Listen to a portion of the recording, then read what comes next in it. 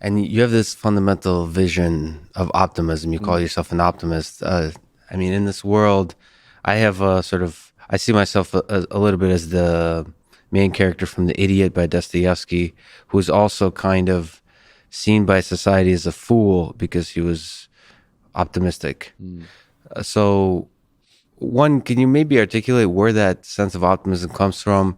And maybe also try to articulate your vision of the future where people are inspired, where optimism drives us. Yeah. It's easy to forget that when you look at social media and so on, with the word toxicity and negativity can often get more likes. Yeah. That optimism has a sort of a beauty to it, and I do hope it's out there. So, what can you try to articulate that Yeah. vision? Yeah. So, I mean, for me, optimism and being an optimist is just seeing the silver lining in every cloud.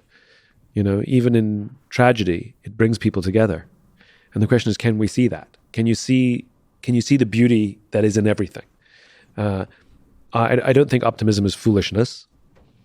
I don't think optimism is blindness, though it probably involves some naivete, the belief that things will get better, the belief that we tend towards the good, even in times of struggle or bad. Um, you know, you can't sustain war, but you can sustain peace. I think things that are stable are more sustainable. Things that are optimistic are more sustainable than things that are chaotic. So you see people as fundamentally good. I mean, some people may disagree that you can sustain peace, you can't sustain war.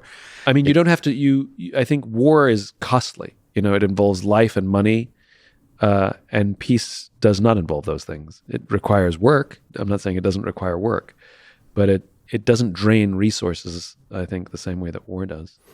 The people that would say that we will always have war, and I just talked to the historian of Stalin, would say that conflict and the desire for power and conflict is central to human nature. So I concur.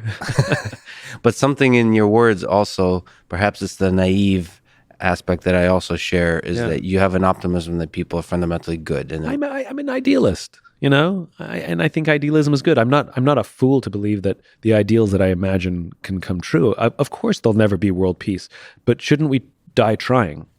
I think that's the whole point. That's the whole point of vision. Vision should be idealistic, and it should be, for all practical purposes, impossible. But that doesn't mean we shouldn't try. And it's the milestones that we reach that take us closer to that ideal, that make us feel that our life and our work have meaning and we're contributing to something bigger than ourselves. We just because it's impossible doesn't mean we shouldn't try.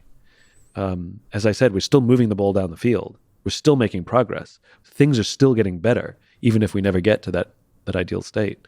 So I think idealism is a good thing.